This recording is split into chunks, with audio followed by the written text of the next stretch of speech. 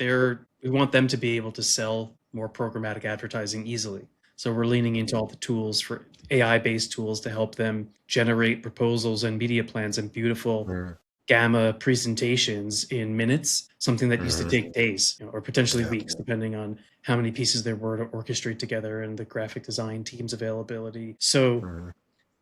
we're very much embracing it in specific cases that we know it's a force multiplier and almost a bit of an unfair advantage for the organization that's able to Yeah, no, I've used really, that word so many times on this yeah, podcast.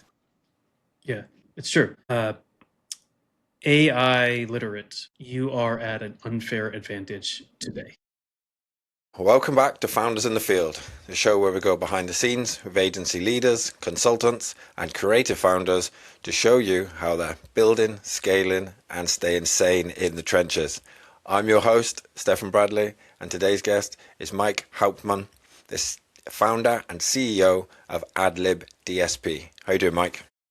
Doing all right, Stefan. Thanks for having me. Excited to chat with you. No, I appreciate you taking the time and coming on.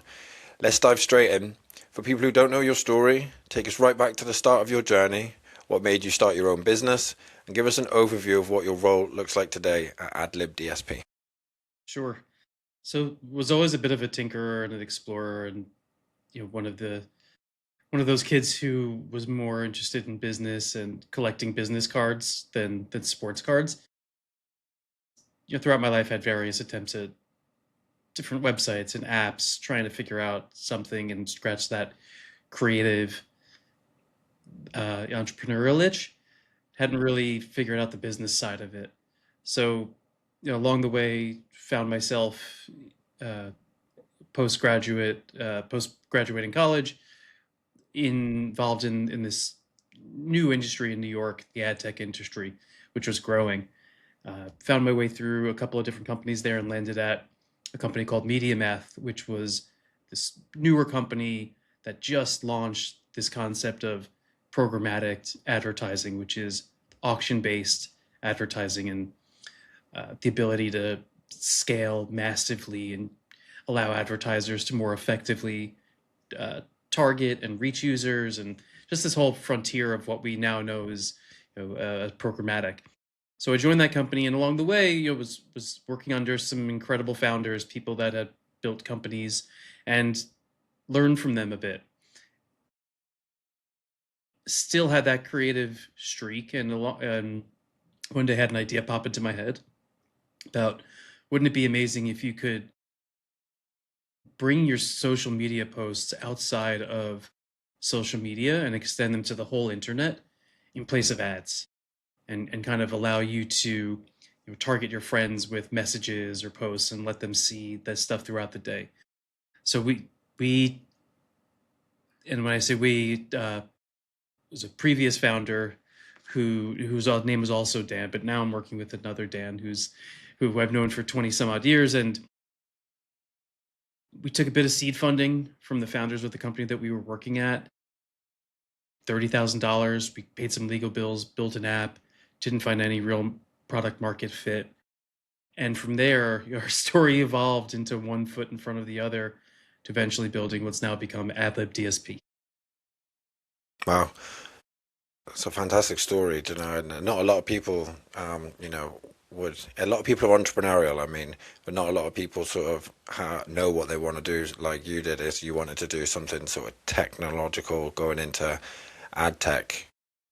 And not a lot of people are selling, drinks and things like that in school, but you kind of knew that you wanted to build an app or something in the technology sort of sector like that to help, advertising and that type of thing. Would How much did you learn when you worked at that ad tech company? Was that like when you first went in, was that like all brand new stuff to you, or did you already have like a real Totally, good interest in? it was totally brand new, and I had no idea I wanted to go into ad tech, right? So I had a degree in management information systems, which is the intersection of technology and business. Right after school, was working at a company that was managing networks for law firms and doctors' offices, and it was just pure kind of computer stuff. Knew that there was some more interesting careers out there, and had some friends that were in this industry, this ad tech industry.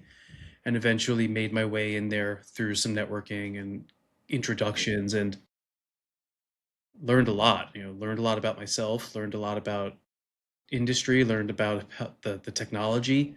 I remember the early days. Started as a support role, helping people back then that were, this was 2006, so they still had an 800 number where you could call up and reach one of us, and we would pick up the phone. And for the first couple of months, and every time I picked up the phone, I was putting it on speaker, and Diana or Ed or one of the guys who was next to me would come over and help me answer the question. And I had no idea what they were asking. I had no idea what to ask next. And over the course of a couple of weeks or a couple of months, I was able to, kind of questions sound the same and you figure it out. And then, but it was all brand new to me. And I always had a knack for learning technology. I was on a computer since I was quite young, always kind of pulling things apart, getting into the inner workings of it. So that I'm a quick learner in that regard, but it was all brand new, and I had no idea what an ad tag was, or what a placement was, or what a creative was, even the term, it's all from the terminology through the software. Had a lot of help getting up to speed. No, I think a lot of people can relate to that. When you first start something brand new, like answering the calls and things like that, it's very overwhelming. When you feel the pressure, don't you, at the start? But by sticking at things, you learn. It's like trial by fire a little bit, isn't it? When you're on the phones and you have to, learn how to speak to them and learn how to answer their questions and to sound competent. Do you know what I mean? So I feel like a lot of people can relate to that. How has your role changed from when you set? So you're in, the ad tech company, and then you've gone on your own. And how long did, sorry, when did that start? So you was in the ad tech company, and then how long was you there for, and how long have you been on your own doing Adlib? Sure. So about 4 years after we joined Media Math, we got a bit of seed funding from the founders and started incubating there. That was about a little over 3.5 years where I was moonlighting nights and weekends, making calls, finding product market fit, getting revenue to a place where I could pay myself. And from the middle of 2018, right before I got married, my boss, my boss at Media Math and I had a conversation, and we kind of mapped out the next 3 months. And I knew that about 2 weeks after I got married, my role would be ended at Media Math, and I would be full-time working on Adlib. So it was a good bit of motivation, had a good bit of clarity as far as what needed to be done. And at that point, had built up the business to where I was able to support myself and able to support one other operational resource. And from there, it took another 3, maybe even 4 years to get Dan out. So Dan didn't join until the beginning of 2023. So this was a long process. This was not overnight. The legal work with the company that we were out to carve out and own all this took 2 years. And we blew through that $30,000, but we haven't raised a penny since. And at this point, profitable, 25 people globally, and we're definitely feeling the compounding taking place now, where we had 80% growth year over year for the past 2 years, went from 4 people in really the beginning of 2024 to 11 people in the beginning of 2025, and now we're 25 people. So these, it all happens like it's an overnight success after 10 years, right? Like you really have to stay in it and take one step after another, and eventually these things all add up. Yeah, no, it sounds like it was definitely a grind at the start, having to get people out, funding, and obviously being sort of told that you're going to be leaving the job that you was in and you have to fully focus. So yeah, it's definitely been not an easy sort of ride, but by perseverance and by sticking at it now, we're at the place where you are now. So like, how has your role changed? I can imagine obviously at the start you were probably doing, like you said, you were moonlighting, doing kind of everything. How does your role like now compared? So it's very different. The biggest change is I have a 5.5-year-old and a 3.5-year-old at home. So my day is very different. I'm up super early, and I'm, how to phrase this? Uh, don't have that much time in the morning and at late at night to really focus on anything except for helping to raise tiny humans and be there. And that's the most important thing for me at this stage of my life. And I'm super grateful that I get to be involved. And I'm in my office now, but it's 4 minutes down the road from my house, and their school is in between my office and the house, so I can pop off and pick them up if I need to, which is great. I for about 5, 6, 7 years didn't go anywhere ever without my laptop and my backpack with me. This is vacation. This is dinner with my wife. This is uh, my honeymoon in Panama, in one of those little huts that you see in the pictures. That's just like the little hut over the water. That was my life, and I had to leave a cabin in the middle of the woods to find a Wi-Fi at a McDonald's, 30 minutes down the road, and spent a whole day there because I was very, very much involved in the business and running the operations, and had to. Uh, it's not my world anymore. I don't get involved in the operation side of things. I have a whole team that's doing all of that, and I no longer know enough to even really hold my own there. Um, am I still involved? Yes. Like, is my phone on all the time, and am I answering emails? Yes, but I've got a bit more. I've got a lot more help around me, Mm, and I've hired people that are way smarter and way better in areas that I was just filling in on. So my day to day is a lot more stuff like this: getting hmm out there, working on the business, making hmm connections, talking about it, evangelizing, vision, team building, getting the team excited about what we're doing. We're having our first all hands in Toronto in a month. So I'm working on that and the content and the swag bags and making sure everybody feels like they're a part of something that's meaningful.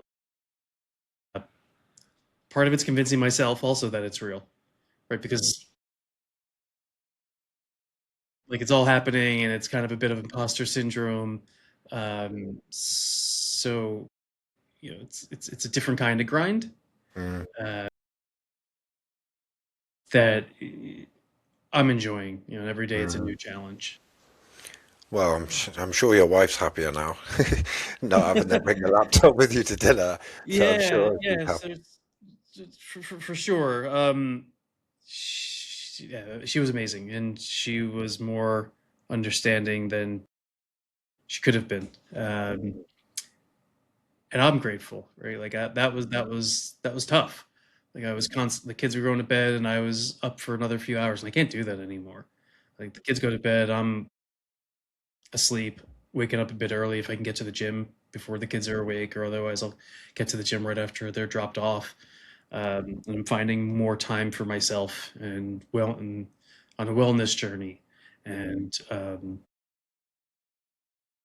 those uh, those efforts all improve. Like they're all additive, right? So I should be able to show up better at work because I'm carving more time out for myself, and not constantly at the laptop, no time to breathe or do anything except for, you know, s- punch in keyboard and move the mouse and answer an email. Yeah, well, so like you say, it's still a grind, but it's a different grind to where you were, and I'm sure you can relish that, and you put because you put so much effort into sort of the grinding part of it. You're going to put the same type of effort into this that's going to be able to grow it without sort of the late nights. Like you say, being on a wellness journey, it improves if your feeling well-being, but also like the efficiency of how you work and how you're going to be able to motivate other people. Mhm. But Mike, we've got your background now into Adlib DSP and also into yourself. So let's switch gears a little bit. And what are the biggest trends that you're seeing inside the ad tech market now? So yeah, everybody's talking about AI in ad tech and outwards, and there's a lot of different angles and approaches that are starting to come out. We're talking about entirely new protocols for media trading that displace, the 15 maybe 20 years of development that have got into OpenRTB and those standards. We're seeing uh, co-pilots, agenta co-pilots that are surfacing insights and data analysis and helping with the ad ops burden. MCP servers that are surfacing text-based interaction with data and with optimization layers.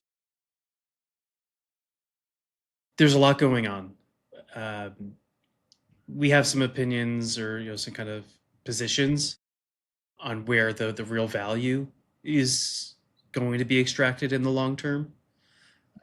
We've started investing heavily in all of the different tools, and our development team is using Claude Code, and they're using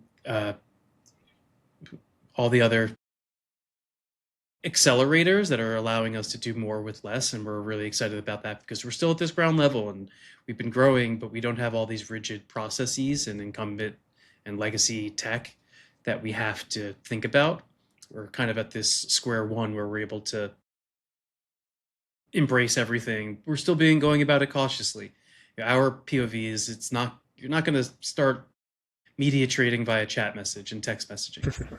Yeah. There's millions and tens of millions or hundreds of millions of dollars at stake here, and you need a refined, easy to use cockpit that is pulling in data and surfacing things for you, and that always on agent that is going deeper 24/7, doesn't take holidays, and allowing that human to make a decision more easily, make more decisions more quickly with more confidence, but doing that in a push button, easy, but like not parsing through text and not trying to figure out what this thing is trying to say and then figuring out how to translate that and saying, giving it a command and hoping that it actually did that thing.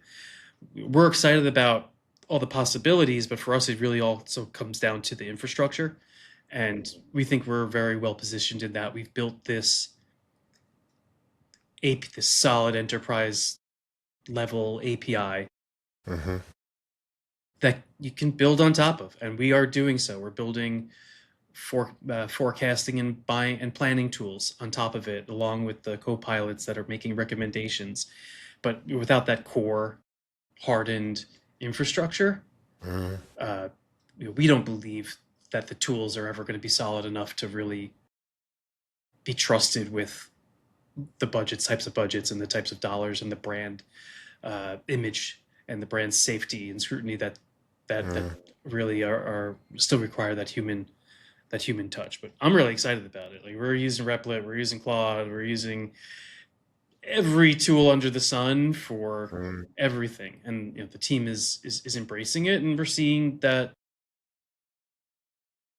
results, or in the work product and accelerated development, and the ability to respond to clients more quickly with better answers that are uh, uh, with the right answer quickly is just a huge game changer. Mm-hmm. No, definitely, and especially when you're talking about data and forecasting, all these types of things. I think AI, once it's programmed properly, I think out of the box AI for lots of businesses isn't like, it's good, of course, but it's like if you can program the AI on your business and give it upload as much knowledge base to the AI, whether that's Claude, ChatGPT. But yeah, the more you can actually inform it of how you work, how you think, what your business actually does, and that, I think that's where the value is in it, and there is, of course, there's new tools coming out every day, isn't there? And I feel like, once you find the value, which ones are bringing the most value to your company or your, depending on what industry you're in, I feel like, and then training the AI on all your business practices, like you said earlier, the brand voice, all these types of things, the more you can upload to it. Because like I've said it in previous episodes, AI pulls from a pool of knowledge that's been created, but then every human or every person that's an expert in every industry has their own pool of knowledge. So uploading that to it is just increasing the capacity. Yeah, right. And like that's it's a challenge right now that been hearing a couple different approaches at like how to maintain consistency, consistent brand, consistent messaging, just that central brain. Because Gemini is really good at images, Claude is really good at research, OpenAI is really good at social media. Uh, Sybil is really good at recording all of our meetings and transcribing into our CRM, and Fixer is really good at replying to emails, but we're lacking that central kind of voice and consistent voice.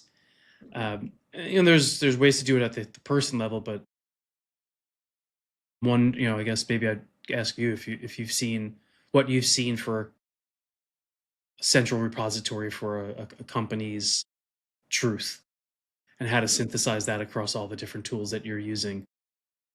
It'd be good, like, I'm not sure whether you're already doing this, but to create a doc, a PDF, these types of things with all the knowledge that you want from your company, from your brand voice, all these types of things with as much detail in there as you possibly can, and then uploading that to each different LLM, so at least they're pulling from the same knowledge. Well, maybe you're already doing that, and then also being able to create a workflow that can sort of cross-check across different LLMs. So going from one to the other, that you have sort of the main one, and then it goes from whichever one you have as your main one, and then you're like, right, this is the exact brand voice that I have. Being able to then, when the output comes from one of the other tools, to be able to cross-check, so it goes from there into this one, and it'll cross-check across your brain. Is Perplexity a bit like that? Yeah, Where it's kind of like goes across different LLMs? yeah, and it goes across more like the web and things like that as well, like and it'll cite where it got it from and things like that. But when you upload, knowledge packs, things like that to the LLMs, you can get it to cite where it's getting its information from, to make sure that it's getting its information from that pack where that you've uploaded. And it's not just making up some. Yeah, because that's happened to me. Random Yeah, that's happened to word. me a lot of the time, where I'm like, where did you get this from? And then make it cited to me that it's got it from my knowledge pack that I've uploaded to it. And I'm like, okay, cool. That's a good way to double check that where it's getting it from, because they can hallucinate and things like that. But the more knowledge you give it, and then double checking it by saying cite where you got that from my pack, my knowledge pack, or the knowledge pack that I uploaded to you, it can be like, I use this brand voice because in the pack it says, in the knowledge pack that you've uploaded to me for this brand voice, it says X, Y, and Z, and that's why I've used that. And then just being able to cross-check it that way, and if you do that across them all the LLMs, then you'll be able to, at least it's all pulling from the same brain, basically. Yeah, so I've got it connected to our Google Drive now, but it's a lot of noise in there also, and it doesn't know where to look, and it's probably way too much data to parse through. So, yeah, have a look at that for sure. Thanks. Yeah. So, Mike, what is working well, and where do you feel slight friction at Adlib DSP? Whew. Positioning and the messaging and the way in which we are talking about how we fit in is working. Getting clients on board and scaling, we're getting better at. We're a bootstrap company, we continue to be. So we're hiring, kind of based on certain revenue milestones, and balancing that, onboarding process and training and ramp up and having all the right people ready to service clients. It's been a really interesting exercise, and we're getting better at it, and we're getting better at thinking about how the organization is structured as we scale. What is the right way to engage a client from onboarding through, not necessarily maintenance mode, but longer term is very different than the first 3 months. So we've had to look internally and be very truthful about how we, in the future, or going forward, are able to make sure that we're able to deliver exactly what is being sold to clients. I feel like a lot of companies feel the same. It's like you want to obviously scale, but you want to keep being able to deliver the promises that that you deliver for your clients now, but at a greater scale. And it's like responsible scaling, I suppose it comes under, doesn't it? Do you know what I mean? Some companies will think more about the scale and will worry about the delivery afterwards, but then it hurts your brand as a whole.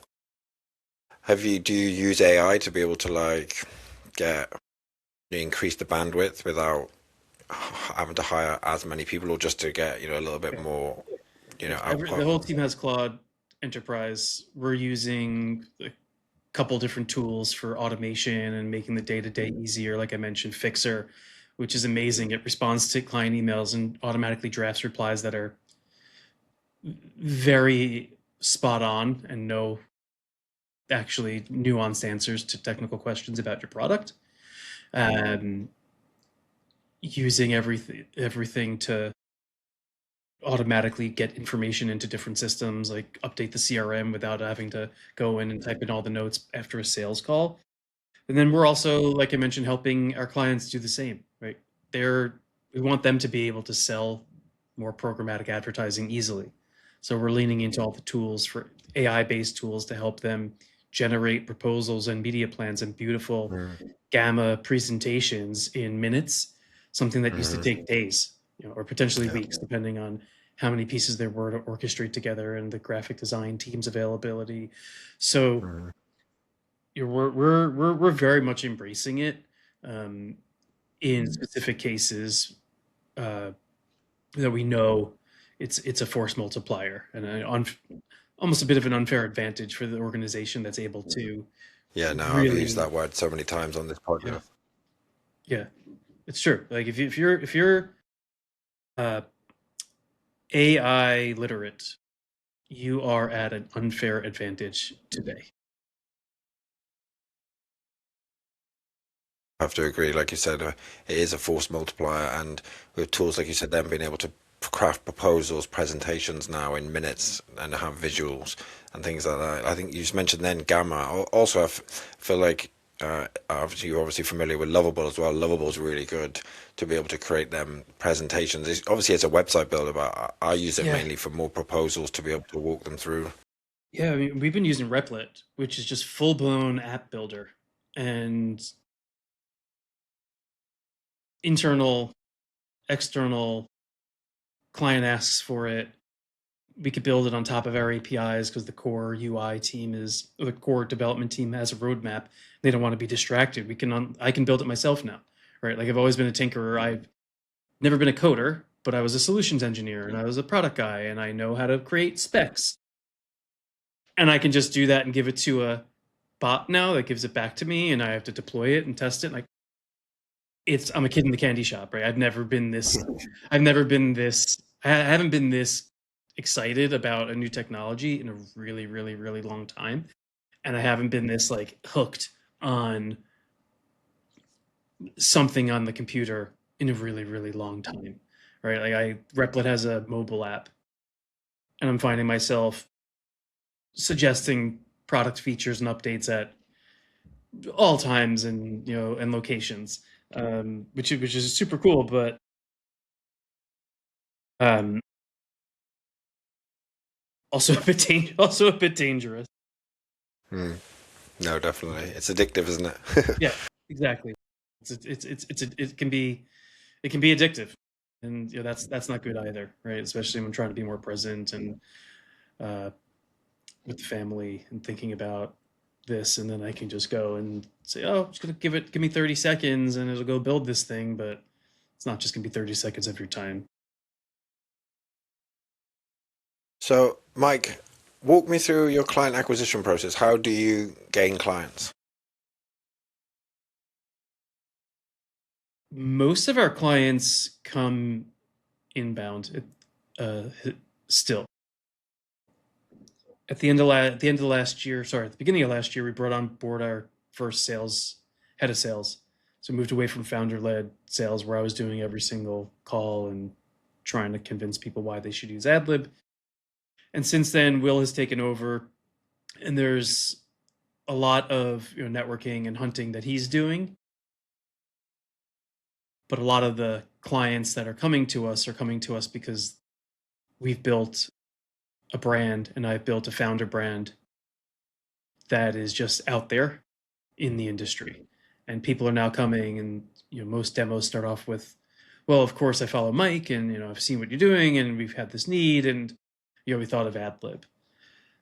I've really invested a lot of my time in putting myself out there, getting on Reddit, getting in communities, answering questions, putting out a ton of content, getting on podcasts like this one, being on LinkedIn, getting on X, and just putting it out there for about a year and a half, like a really strong conscious effort since I've had a bit more time free up. Like I knew that was the next step, was to really strengthen our brand, get my voice out there. And if we were able to do that, just be in everybody's feed multiple times a day, if we have the right value proposition and the right offering, the business will come, and it does continue to. Definitely, there's so much value in becoming sort of a voice in the industry, and being relevant to what people are looking for as well. Because you can be on their feed, but if it's not relevant to them, then they're not going to watch it. But to become a real voice in the industry and to be popping up on their feeds through like LinkedIn and X, like I've seen you have like around 15,000, just over 15,000 followers on LinkedIn, and being able to give value constantly, you don't even know the value of it, because you have you have followers, and you have people that like and react to your post, but there's also so many people that have seen the post. They might not react to it, but they've seen it. It's embedded in their brain, and they might come further along the line. I've sent a connection request to every single person I've ever had an email exchange with or a meeting with for 12 years. And if you just do that, it's unbelievable how wide your network can grow. And now I have people helping me with that, but it used to be just me. And like the minute before I had a meeting with someone, I popped it up, found them on LinkedIn, connection request, or as soon as it was over, or as soon as I sent the email, or I would label them and then do it, one night, just kind of busting through it. And those things, compounding works. Definitely, especially 12 years of it, that you can definitely see how much that's going to compound over that time, and become that person in the industry. So do you know, because of it's mainly inbound and things like that, is that providing you with a consistent, sort of predictable number of leads that are coming in, like for new business? Yeah, we're onboarding a new client every 2 weeks at this point. And it's been, you know, we continue to organically grow. We continue to pace kind of with revenue. And we're saying no to a lot more now also. That just isn't a great fit for us. And in the past, we may have taken it on, but we're able to be a bit more selective and make sure that there's a world in which we're able to add enough value for this client to make sense to bring them on board. So it's a bit different where we used to be platform for everybody. We're now platform for the right clients, and that helps. But we're still seeing a steady increase, and I don't stop. We're focused. Now I've had more bandwidth, and I'm really focusing on SEO for the first time ever, and paid search, and GEO and generative engine optimization. So always kind of thinking about the next thing. Once I have a bit of bandwidth open back up, because we've hired a new person, right? Now we just hired a head of marketing, and he's starting in about a month. And I'm really excited because my job is primarily at this point marketing. Yeah. And that's great, but I'm not an I'm pretty good. I've done what we've done so far, but I really need someone who can own this and be totally accountable for a cohesive, synthesized message across every channel. And right now it's just, it's a lot of spray and pray, which has gotten us here, but it will not get us there. Definitely, man. Like I say, it's fine that you're doing that, but being able to sort of offload that on somebody that you know is an expert. It's also freeing up your time for more founder sort of led things similar to this, and working on the business as opposed to one of the parts in the business. In the business. Yeah. Yeah. It's once you fully embrace that unlock is where growth really starts to happen. And if you're the founder, you're trying to do everything, that's fine.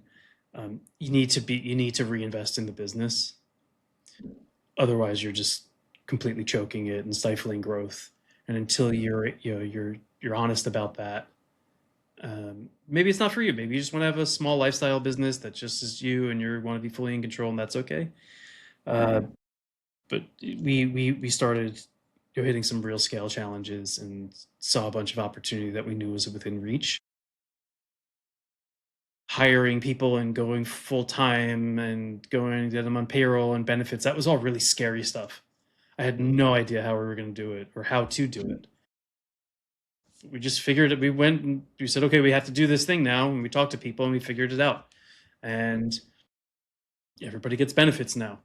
We used to not be able to offer benefits. Like, oh, come work for us. We'll pay you full time. But and good luck trying to grow a business that way. So you just need to be able to take some of those steps. And I like to say, you're going to have to jump at some point. You want to jump so that maybe like sprain an ankle or like a small fracture in your foot, but like you don't want to die. Like, and you definitely have to take a leap, expect for it to be a little bit painful, but also try to take the time, and you don't be in a rush. Get it to the point where it's, you can minimize the damage and de-risk it as the step towards getting yourself into to where you want to be. And for me, that was out of media math. I built up the revenue to a place where it was going to be making the same as I was previously. No. Was I going to be able to pay rent? Yes. We've kind of continued that ethos as we move forward. Mike, my last couple of questions are, where do you want to be in terms of business in the next 12 to 18 months?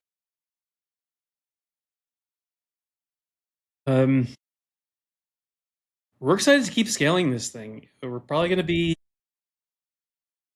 40 people by the end of 27.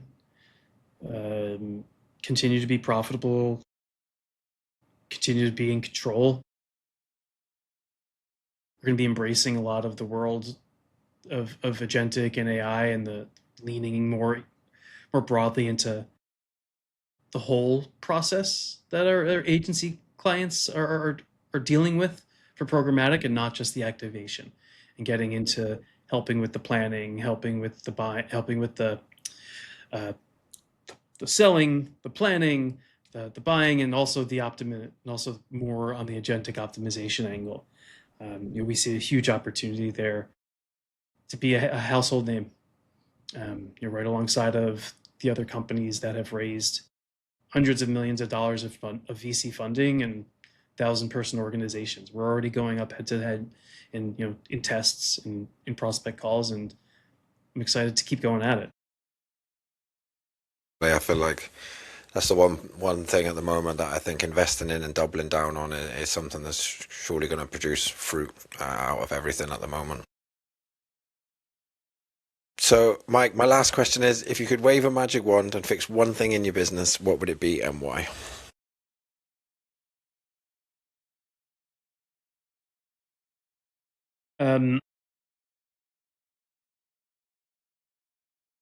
Well, we could chop this, right? So let me give me a second to think about that. Here, a magic one.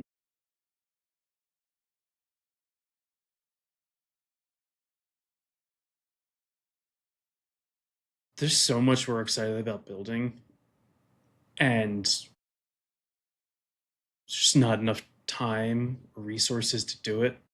So getting access to just some kind of a time machine or infinite time, infinite resources to build everything that we want to build would be amazing. In the meantime, we'll continue prioritizing based on revenue and building what our clients are asking for.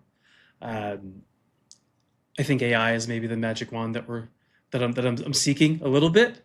It's not totally autonomous and it still requires an input, but to have some closed loop system that takes feedback and builds product and identify that would be amazing. Until then, yeah, I'm excited to be its human master. But definitely, that's a great answer to the magic one question. Everybody gives me completely different answers, and that's why it's my favorite question of the whole podcast. But Mike, thank you so much for coming on. I've loved our conversation. Where can my viewers and listeners reach out to you or to Adlib to want to, find out potential collaboration or to work with you for your Sure. services? You can find us at getadlib.com. I'm on LinkedIn. It's Hauptmann Mike or Mike Hauptmann. And you should be able to spot me pretty easily there. I got my hat on in the photo. And yeah, looking forward to connecting with all of you. Perfect. Well, Mike, thank you again for coming on. And everybody that's watching, please like, comment, subscribe, send to a friend, and we'll see you next time. Thank you.